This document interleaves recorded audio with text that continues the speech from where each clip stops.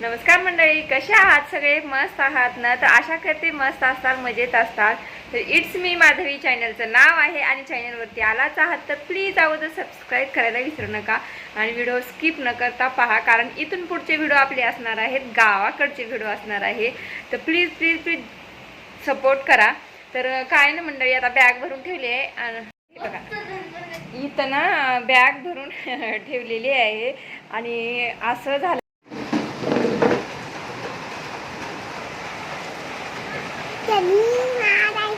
पाऊसच आला आणि किती वाजले? दुपारचे 3 वाजलेत आणि असं हे वातावरण काहीसं झालेलं आहे.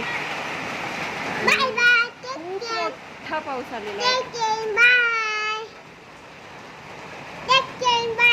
बघा आमच्या गॅलरी तिथं पूर्ण असं हे पाणी साचलेलं आहे. तर ना खूप मोठा पाऊस होता आणि आता विचार पडलाय की आता गावाकडे कसं जायचं, कारण कसं ना पाऊस उघडते का नाही काय माहिती, पण खूप जास्त भयानक पाऊस आहे. हवा सुटलेले, गरजायले, विजा चमकत्यात.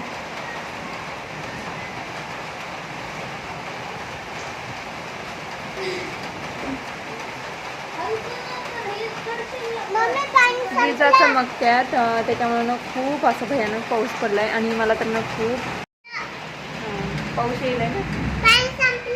पाणी संपलं नाही, पाऊस संपला म्हणजे.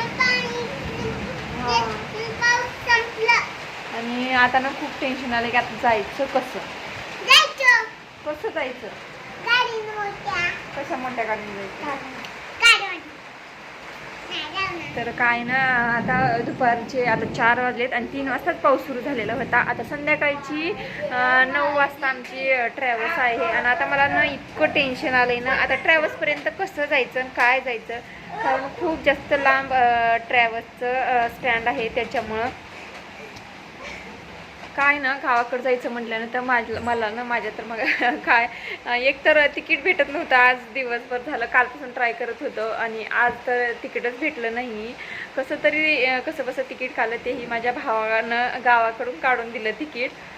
कारण इकडून ट्राय करत होतं तर इकडचं सगळे बुकिंग होते, पण त्याच्या ओळखीने तिकडून मग ट्रॅव्हल्सचं तिकीट बुकिंग केलं कसं बसं. चला म्हणलं चला, ते एक टेन्शन तर मिटलं. कसं तर बॅग वगैरे पॅकिंग करून घेतली तर तेवढ्यात पाऊस सुरू झाला. आता पाऊस उघडते का नाही की मला आता ह्याचं टेन्शन आलं, कारण कसं ना इथून स्टँडपर्यंत कसं जायचं, म्हणजे पाऊस असा, मुलं, बॅग आणि खूप जास्त टेन्शन आले. म्हटलं माझ्याच मागं असं का चाललंय की आज म्हणजे दररोजचं कडाक्याचं ऊन राहतं, दररोजचं गाड्या रिकाम्या राहत्यात आणि आज माझ्या मागं असं काय चालू आहे. चला, होतं ते चांगल्यासाठी होतं म्हणायचं आणि चालत राहायचं. तर मंडळी काय ना, तिथून पुढचे तुम्हाला गावाकडचे ब्लॉग बघायला भेटतील तर प्लीज प्लीज चॅनलला सबस्क्राईब करा. तुमच्या सपोर्टची खूप जास्त गरज आहे. तर चला, तर मग भेटूया आता आपण उद्या सकाळी.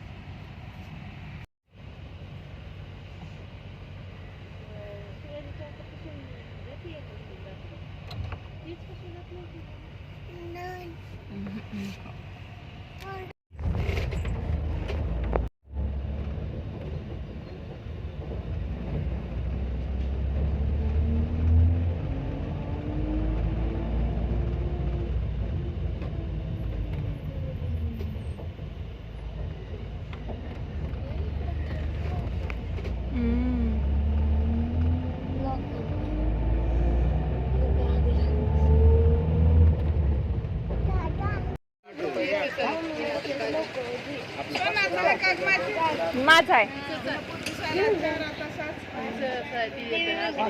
बारक इकडे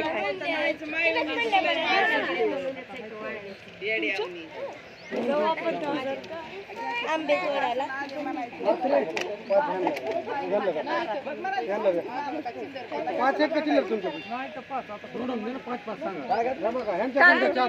तांदूळ मग तेच म्हणलं की 14 किलो भरले तांदूळ तुम्ही. 18 किलो होती ती. मग ती त्यांना म्हणलं की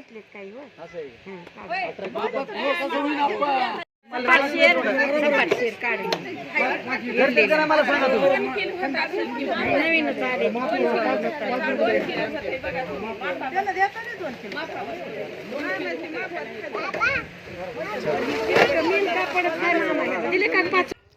तर इथं ना चालू आहे आमचं लोणचं घालायची रेसिपी चालू आहे. गावरान पद्धतीचं लोणचं, मस्त असं हे लोणचं ना. तर आईच्या हातचं लोणचं, कारण कसं ना मला पण बनवून न्यायचं होतं, त्याच्यामुळे चला आणि मी आज आले आणि आमच्या आईचं लोणचं सुरू होतं. तर मस्त अशी ही रेसिपी गावरान पद्धती, आणि हे लोणचं ना वर्षभर टिकते माहिती आहे का मंडळी. जर कुणाला पाहिजे असेल तर मला सांगा, मी तुम्हाला आणून देते. तर चालली आता रेसिपी इथं. आणि कसं ना गावाकडचं वातावरण एकदम फ्रेश असं वातावरण आहे, गर्दा नाही, गोंधळ नाही, एकदम शांत असं हे वातावरण इथं चालल्यात. आता आमच्या मायलेकीच्या लोणचं घालत घालत गप्पा चालल्यात. तर बरेच दिवस झालं ना असं गावरान पद्धतीचं लोणचं ना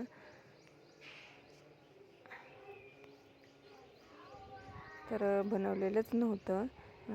त्याच्यामुळे मग रेसिपी मी बघत होते, कारण मी पण कधी ट्राय केलं नव्हतं. म्हणलं चला यावेळेस रेसिपी बघूया आणि नंतर बनवूया दुसऱ्या वर्षी. तर इथे चालली आता माझी आंघोळ वगैरे झाले, मुलांचं जेवण सुरू आहे. गर्दा गोंधळ मस्ती चालूच राहते. आता गावाकडे आल्यानंतर तर सगळी मुलं एकत्र येणारच ना. 2 घरात बसले, 2 बाहेर बसले जेवायला. ह्याची टुकली आमचे 2. तर चाललं आहे त्यांचा गर्दा गोंधळ. आणि स्वराजला विरायला तर खूप मस्त मज्जा येते, कारण आज एकच दिवस झाला आम्ही उतरलो. तर तुम्हाला असेच नवीन दररोजचं ब्लॉग बघायला भेटतील गावाकडचे.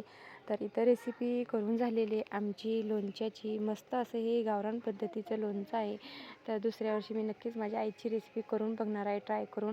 तर जमते का नाही, कारण कसं ना मी कधीच लोणच्याची रेसिपी करून बघितली नाही आहे. पण यावर्षी ठीक आहे, आईनं करून दिलेलं आहे. दुसऱ्या वर्षी मी माझं करून बघणार आहे.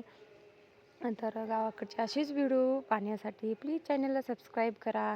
व्हिडिओ आवडला असेल तर नक्कीच लाईक करा.